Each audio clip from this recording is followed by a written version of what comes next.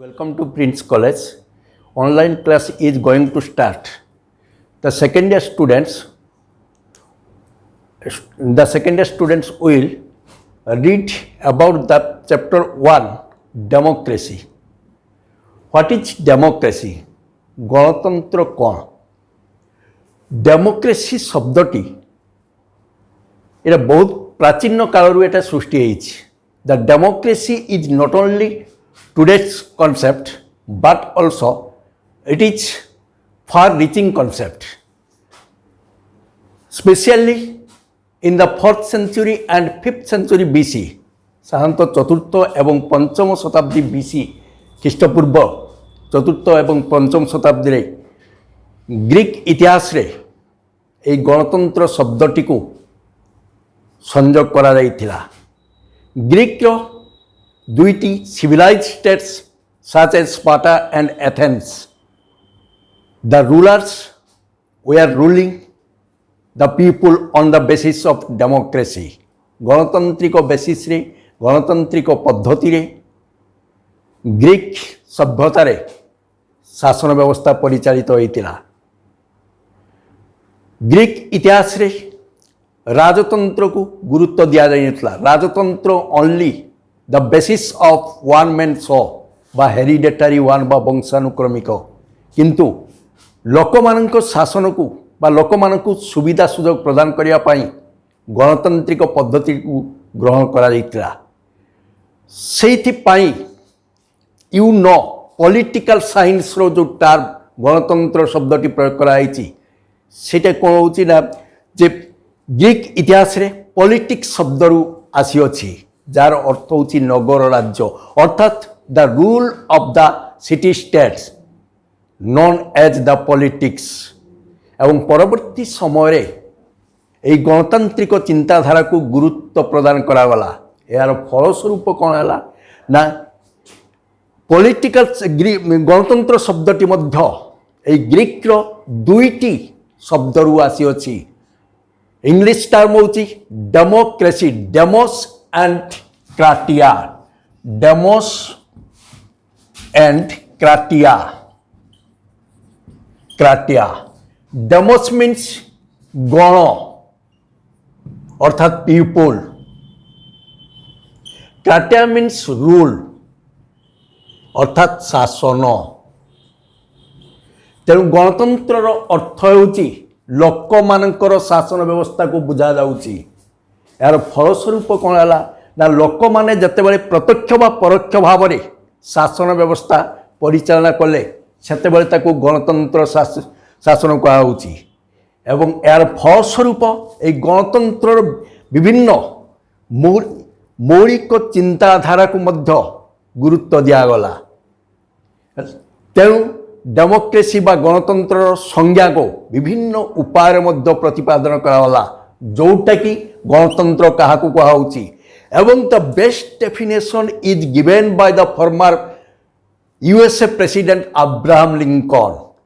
Abraham Lincoln को द्वारा गोटे गणतंत्र गोटे सबुठारु उत्कृष्ट धरणर संज्ञा प्रदान कराई, जोटा कि हूँ कौन ना democracy is that form of government by the people of the people and for the people.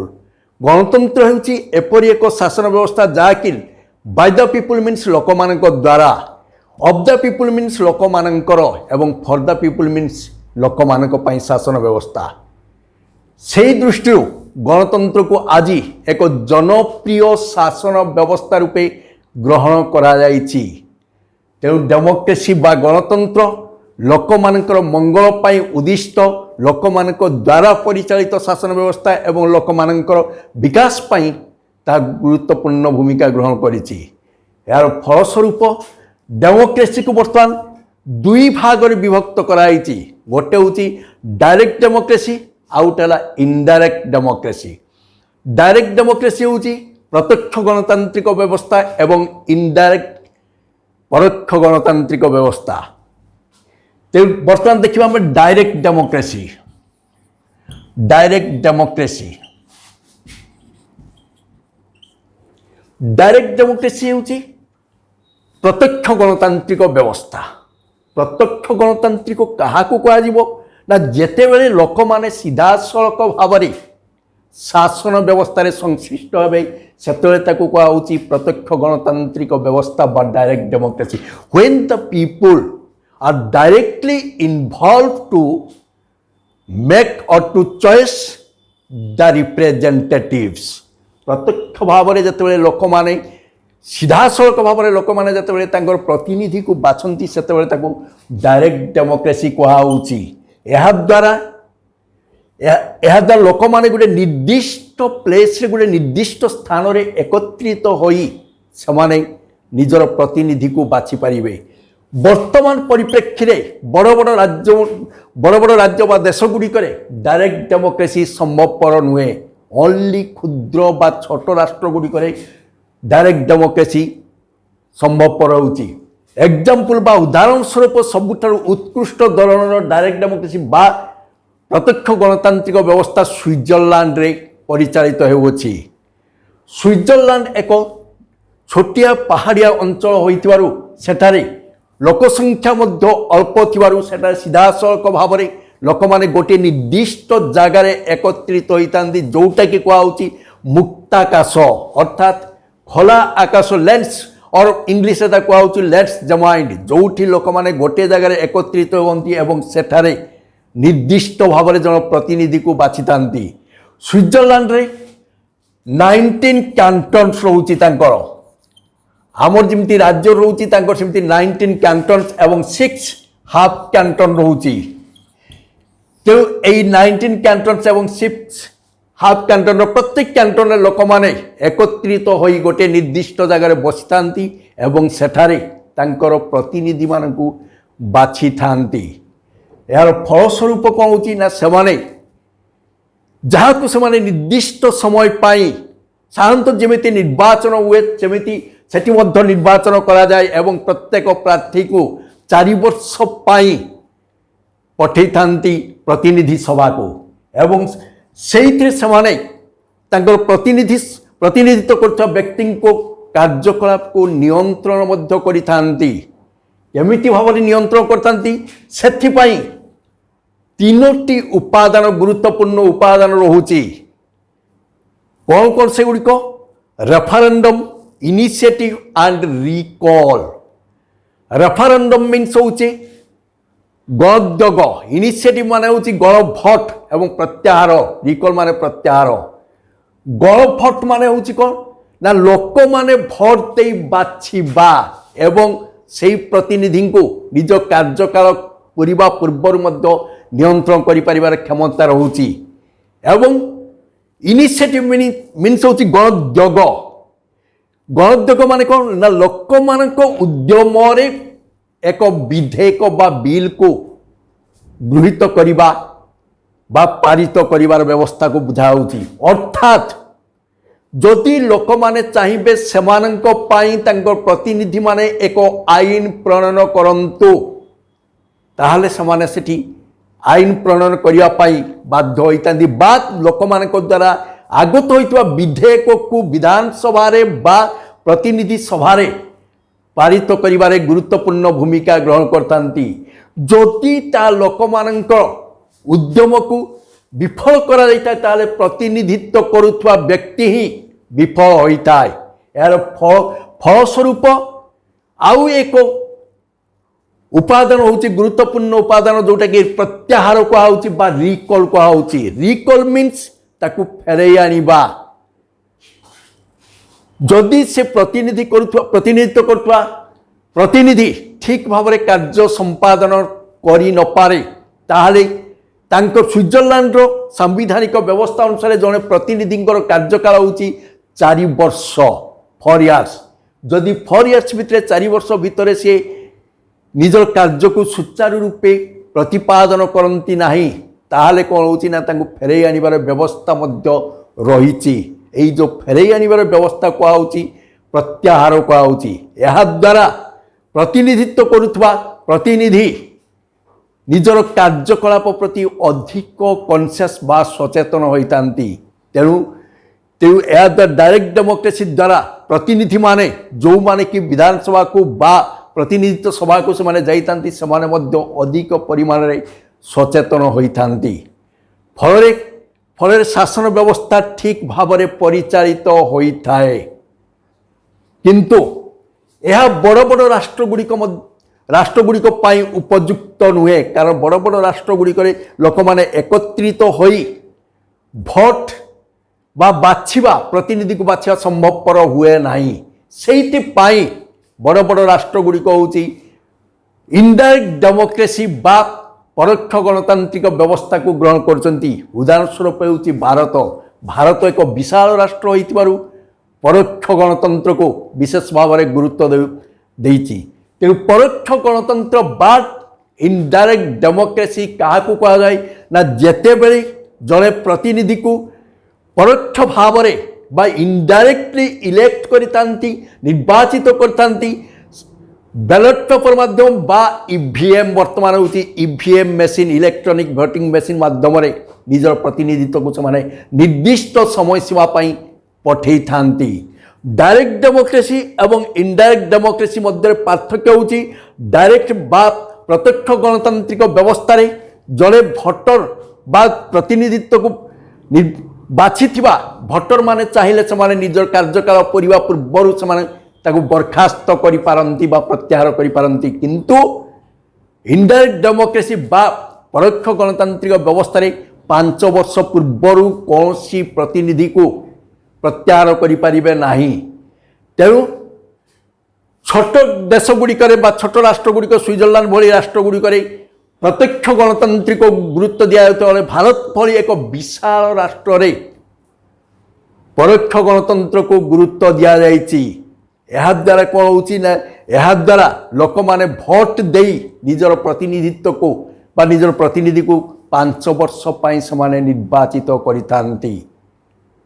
ତେଣୁ ବର୍ତ୍ତମାନ ଆମେ ଦେଖିବା ଯେ ଏଇ ଯେଉଁ ଗଣତାନ୍ତ୍ରିକ ବ୍ୟବସ୍ଥାର ସଫଳ ରୂପାୟନ କିଭଳି ହୋଇପାରୁଛି ବା ଗଣତାନ୍ତ୍ରିକ ବ୍ୟବସ୍ଥାକୁ ଲୋକମାନେ ଆଜିକାଲି କାହିଁକି ବିଶେଷ ଭାବରେ ଗୁରୁତ୍ୱ ଦେଉଛନ୍ତି। ଆମେ ଯଦି ଗୋଟିଏ ଦିଗକୁ ଦେଖିବା ଶାସନ କ୍ଷେତ୍ରରେ କ'ଣ ହେଉଛି ନା 3 ପ୍ରକାର ବ୍ୟବସ୍ଥା ଅଛି। ଗୋଟିଏ ହେଉଛି କ'ଣ ନା ହେରିଡେଟାରୀ ବା ବଂଶାନୁକ୍ରମିକ, ଯେଉଁଟାକି ରାଜତନ୍ତ୍ର କୁହାଯାଉଛି। ଆଉ ଗୋଟେ ହେଉଛି ଏକଛତ୍ରବାଦ ଏବଂ ପରିଶେଷରେ ଲୋକମାନେ ଗଣତାନ୍ତ୍ରିକ ବ୍ୟବସ୍ଥାକୁ ଗୁରୁତ୍ୱ ଦେଇଛନ୍ତି। ତେଣୁ ଏଇ ଯେଉଁ ହେରିଡେଟାରୀ ୱାନ୍ ବା ଯେଉଁଟାକି ବଂଶାନୁକ୍ରମିକ ବା ରାଜତନ୍ତ୍ର ଶାସନ ବ୍ୟବସ୍ଥା କୁହାଯାଉଛି, ସେଇ ରାଜତନ୍ତ୍ର ଶାସନ ବ୍ୟବସ୍ଥାରେ ରାଜା ସମସ୍ତ କ୍ଷମତାର ଅଧିକାରୀ ହୋଇଥାନ୍ତି ଏବଂ ଏକଛତ୍ରବାଦ ଶାସନ ବ୍ୟବସ୍ଥାରେ ମଧ୍ୟ ସେଇଭଳି ଜଣେ ବ୍ୟକ୍ତି ଶାସନ କ୍ଷମତା ନିଜ ହାତରେ ରଖିଥିବା ବେଳେ ଗଣତାନ୍ତ୍ରିକ ଶାସନ ବ୍ୟବସ୍ଥାରେ କ୍ଷମତାର ବିକେନ୍ଦ୍ରୀକରଣ ଦେଖାଯାଇଛି, decentralisation of powers. It means in democracy the rules are divided between legislature, executive and judiciary. legislature व्यवस्थापिका, executive कार्यपालिका एवं judiciary न्यायपालिका, अर्थात सेपरेशन ऑफ पावर उपरे गुरुत्व दिया जायछि। तेणु अधिकांश राष्ट्र या उपरे गुरुत्व देवार अर्थ होछि जेतेबेले फ्रेंच रिवोल्यूशन 1789 रे फ्रेंच रिवोल्यूशन आरंभ होइतला, सेही समय रे फ्रेंच रिवोल्यूशन समय मध्य फिलोसोफर्स बा दार्शनिक माने समाने एई गणतांत्रिक चिंताधारा को गुरुत्व देइतिले। विशेषकर रूसो सी कही voice of the people is voice of God, अर्थात लोक मानकर स्वर ही ईश्वर स्वर। यार फलस्वरूप कौन है ना गणतांत्रिक चिंताधारा को अधिक मात्रा परिमार्जित करा जाइछि। तेणु वर्तमान गणतांत्रिक शासन व्यवस्था से विकेन्द्रीकरण शासन क्षमता उपरे गुरुत्व आरोप करिछि, अर्थात किछि रहिला व्यवस्थापिका उपरे आईन प्रणयन करिबा। व्यवस्थापिकार अर्थ होछि लेजिस्लेचर मीन्स होछि to make laws, executive means होछि to execute the laws and judiciary means होछि to carry out to implement the laws. तेणु व्यवस्थापिका आईन प्रणयन करिबो, कार्यपालिका आईन को कार्यकारी करिबो एवं न्यायपालिका आईन रो तर्जमा करिबो बा आईन ठीक भाव कार्यकारी होउछि कि नहीं ता देखिबो। तेणु गणतांत्रिक चिंताधारा आज समस्त राष्ट्र या विशेष भाव में गृहीत होउछि। रूसिया जेतेबेले 1917 मसीह रूस विप्लव पर कम्युनिस्ट शासन व्यवस्था को से ग्रहण करता किंतु परवर्ती समय ता मध्य गणतांत्रिक चिंताधारा को ग्रहण करिछि। तेणु गणतांत्रिक शासन व्यवस्था आज प्राय अधिकांश राष्ट्र रे most of the countries are adopting the principles of democracy.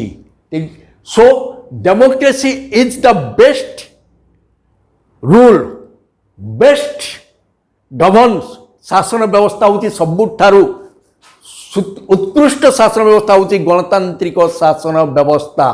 तेणु गणतांत्रिक शासन व्यवस्थार उत्कृष्टता प्रतिपादन करने पाई गुरुत्वपूर्ण केतेक दिग उपरे आलोचना करने नितांत आवश्यक। कहीं आम डेमोक्रेसी बा गणतांत्रिक शासन व्यवस्था को सबुठारु बा उत्कृष्ट धरणर शासन व्यवस्था बोली कहूचु।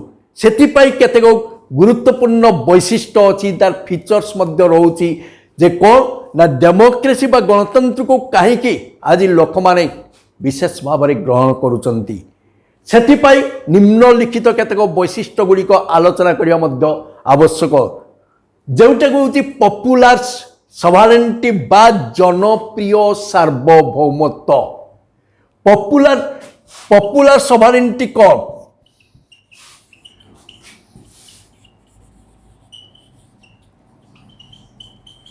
पपुलर बा जनप्रिय सार्वभौमत्व कौन जिनसटा? सॉवरेनिटी मीन्स होची सॉवरेन पावर बा एब्सोल्यूट पावर, निरंकुश क्षमता।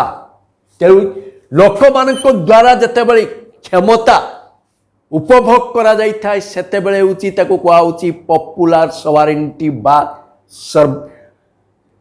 जनप्रिय सार्वभौमत्व। अर्थात लोक माने उभय शासक एवं शासित। गणतंत्र गोटे विशेष गुण होची को ना लोक माने उभय शासक एवं शासित, ruler as well as ruled. जेतेबेले जड़े प्रतिनिधि भाव में निर्वाचित होता है सेतेबेले सी हैला रूलर बा शासक। जेतेबेले सेही व्यक्ति निर्वाचित न होई साधारण लोक बड़ी रही है सेतेबेले वे शासित। तेणु एठी उभयंकर क्षमता रोची कारण आमे जहाँ को प्रतिनिधित्व सभा को पठाऊचे सी है शासक एवं आमे पठाऊ आमे शासित। तेणु शासक एवं शासित मध्य एक उत्तम संपर्क मध्य एटी जोड़ी होई रही है। यार फलस्वरूप कौन होची ना लोक माने जेतेबेले चाहिए स्वाधीन भाव में निजर मत व्यक्त को सब्यस्त करि पारिबे। एठारे आउ एक गुरुत्वपूर्ण उपादान होची पब्लिक ओपिनियन, जनमत। लोक मानकर मत को जनमत कहुची। आमे आमर मत को सीधा सड़क भाव बा निरपेक्ष भाव में स्वाधीन भाव में सब्यस्त करी आमे आमर प्रतिनिधित्व को बाछि थाओ एवं सही प्रतिनिधि जतेबेले कौन सी गोटे सभा को जाइए लोकसभा हो पारे कि विधानसभा हो पारे सेतेबेले आमे तांको जो प्रतिश्रुति कथा सी कही था सेतेबेले आमे तांको प्रश्न पचारि पारू तांको सही अनुसार कार्य करिवा पाई मध्य कही थाओ। जदि सी आम अनुसार कार्य न करती आमे डायरेक्ट डेमोक्रेसी बा प्रत्यक्ष गणतंत्र भली तांको जदि तो आमे कार्यकाल पूरीबा पूर्वर फेरस्त करि पारिबुनी किंतु कार्यकाल पूरीबा परे जतेबेले से पुनश्च आसीबे आम पाखु भोट मागिया पाई सेतेबेले आमे तांकु तांकर प्रतिश्रुति कथा मने पकई देबु। अर्थात आमे सेही समय तांकु हुए तो आउ भोट दे न पारू। तेणु जनमत ही गणतांत्रिक शासन व्यवस्थार अन्य एक गुरुत्वपूर्ण दिग। सेइथिपाई कुहा होउची public opinion is the best media of democracy. गणतंत्र एक उत्कृष्ट माध्यम होउची के ना जनमत। अर्थात आमे जहाँ को भोट दौचु बा जहाँ को आम मत सब्यस्त करूँ ताकू कहा जनमत।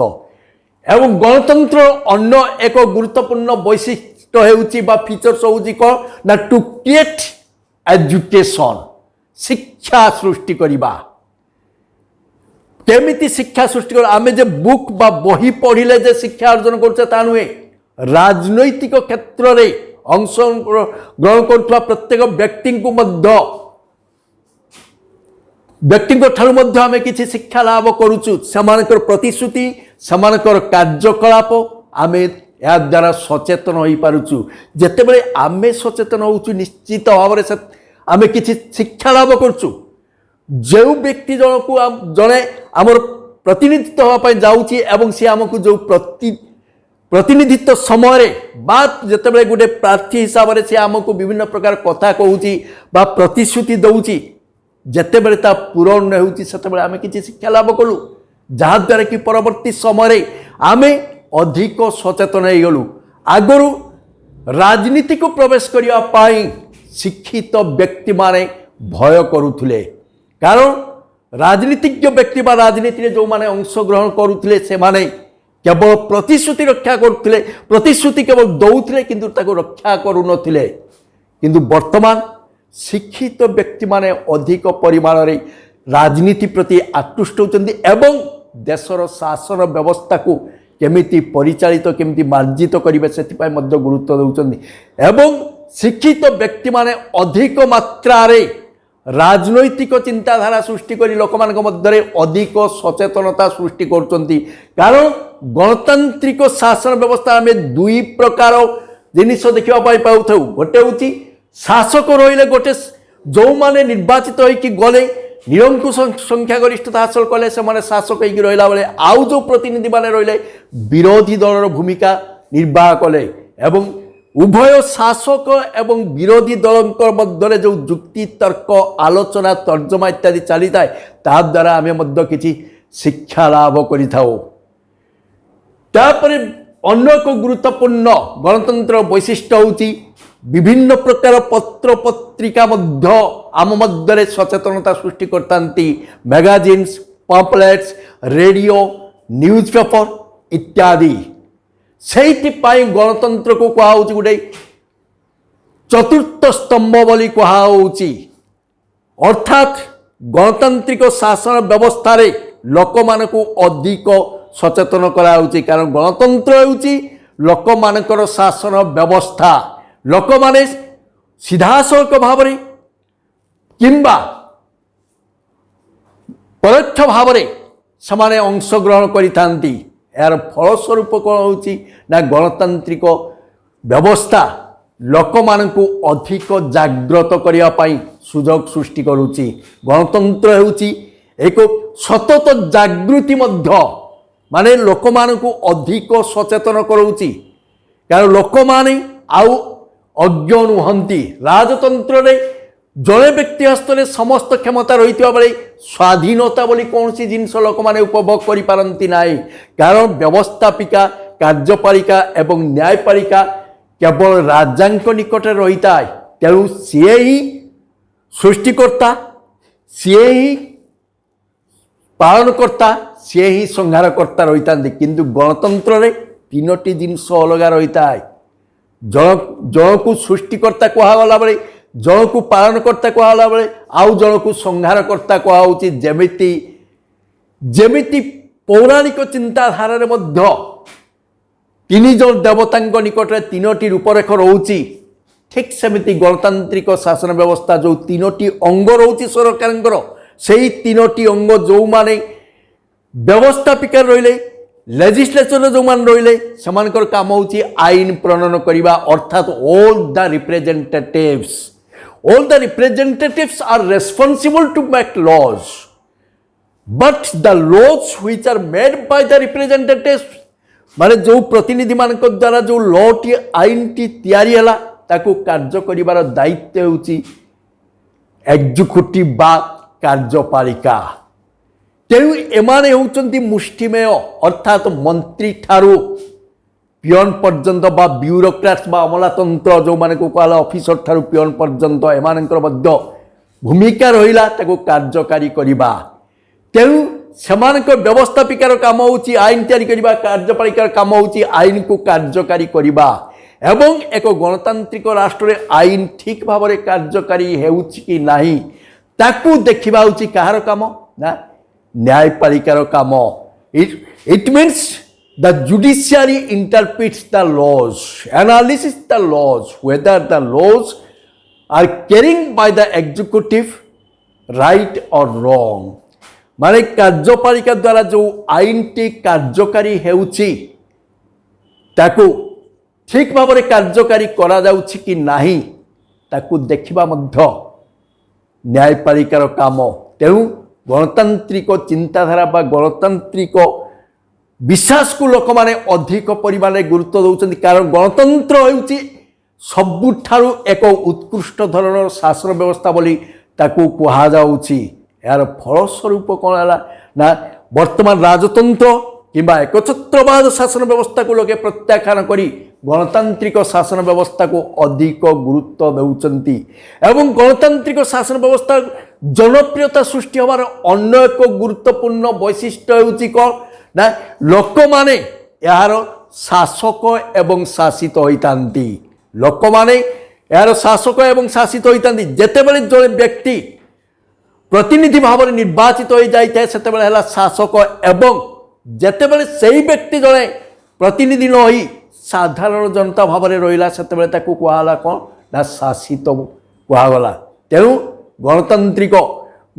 ଗଣତନ୍ତ୍ର ହେଉଛି ଏପରି ଏକ ଶାସନ ବ୍ୟବସ୍ଥା ଯାହାକି ଆଜି ଲୋକମାନଙ୍କ ନିକଟରେ ବିଶେଷ ଭାବରେ ଗୁରୁତ୍ୱପୂର୍ଣ୍ଣ ଦିଗକୁ ବହନ କରୁଛି। ସେଇଥିପାଇଁ ଅନ୍ୟ ଏକ ଦାର୍ଶନିକ ସେଲି ମଧ୍ୟ କହିଛନ୍ତି ଏଭ୍ରିବଡି ହେଜ୍ ସେୟାର ପ୍ରତ୍ୟେକଙ୍କର ଗଣତାନ୍ତ୍ରିକ ଶାସନ ବ୍ୟବସ୍ଥାରେ ଅଂଶ ଅଛି। ତେଣୁ ଯେକୌଣସି ବ୍ୟକ୍ତି ଚାହିଁଲେ ସେ ପ୍ରତିନିଧିତ୍ୱ କରିପାରିବ। ନିଜର ଯୋଗ୍ୟତା ଶିକ୍ଷାଗତ ଯୋଗ୍ୟତା ଯଦିଚ ନାହିଁ ନିଜର ଯେଉଁ ଅନ୍ୟାନ୍ୟ ଯୋଗ୍ୟତା ବୟସ ଯୋଗ୍ୟତା ଅନୁସାରେ ମଧ୍ୟ ନିଜର ପ୍ରତିନିଧିତ୍ୱକୁ ସେ ଜାହିର କରିପାରିବ। ତେଣୁ ଏହାଦ୍ୱାରା କ'ଣ ହେଉଛି ନା ଗଣତାନ୍ତ୍ରିକ ଶାସନ ବ୍ୟବସ୍ଥାର ଏକ ଉତ୍କୃଷ୍ଟ ଦିଗକୁ ମଧ୍ୟ ଦେଖାଦେଇଛି। ତେଣୁ ଗଣତାନ୍ତ୍ରିକ ଶାସନ ବ୍ୟବସ୍ଥା ଲୋକମାନଙ୍କ ନିକଟରେ ଆଜି ସରଳୀକରଣ ହୋଇପାରିଛି। ଲୋକମାନେ ଏହାକୁ ବିଶେଷ ଭାବରେ ଗ୍ରହଣ କରିଛନ୍ତି ଗଣତାନ୍ତ୍ରିକ ଶାସନ ବ୍ୟବସ୍ଥାକୁ। ତେଣୁ ଗଣତନ୍ତ୍ର ହେଉଛି ଏପରି ଏକ ଶାସନ ବ୍ୟବସ୍ଥା। ସେଇଥିପାଇଁ ଆବ୍ରାହମ ଲିଙ୍କନଙ୍କ ସଂଜ୍ଞାକୁ ଆଜି ପ୍ରତ୍ୟେକ ବ୍ୟକ୍ତି ପ୍ରତ୍ୟେକ ଶିକ୍ଷାବିତ ସମସ୍ତେ ଆଜି ତାକୁ ଗ୍ରହଣ କରୁଛନ୍ତି। କାରଣ ଲୋକମାନଙ୍କ ଦ୍ୱାରା ହିଁ ଶାସନ ବ୍ୟବସ୍ଥା କାରଣ ଲୋକମାନଙ୍କ ଦ୍ୱାରା ହିଁ ନିର୍ବାଚିତ ପ୍ରତିନିଧିମାନେ ଯାଇଥାନ୍ତି ଏବଂ ଲୋକମାନଙ୍କର ଶାସନ ବ୍ୟବସ୍ଥା କାରଣ ଯେଉଁ ସରକାର ଗଲେ ସେ ସରକାର ହେଉଛି ଆମର ଏବଂ ଲୋକମାନଙ୍କ ପାଇଁ ବିକାଶ କରିବା ପାଇଁ ମଧ୍ୟ ଗୁରୁତ୍ୱ ଦିଆଯାଇଛି। ତେଣୁ ଗଣତାନ୍ତ୍ରିକ ଚିନ୍ତାଧାରା ଆଜି ଏକ ବିଷୟବସ୍ତୁ ରୂପେ ପ୍ରତ୍ୟେକ କ୍ଷେତ୍ରରେ ଆଜି ଆଧାରିତ ହୋଇଛି। ତେଣୁ ଗଣତନ୍ତ୍ରକୁ କାହିଁକି ଗ୍ରହଣ କରାଯାଉଛି ସେଥିପାଇଁ ତାର ମେରିଟ୍ ଆଣ୍ଡ ଡିମେରିଟ୍ ମଧ୍ୟ ଅଛି। କ'ଣ ପାଇଁ ତାକୁ ଗ୍ରହଣ କରାଯାଇଛି। ତେଣୁ ନେକ୍ସଟ ବର୍ତ୍ତମାନ ଆମେ ମେରିଟ୍ ଅଫ୍ ଡେମୋକ୍ରେସି ଗଣତନ୍ତ୍ରର ଉପକାର ଏବଂ ଅପକାର ମଧ୍ୟ ଆଲୋଚନା କରିବୁ।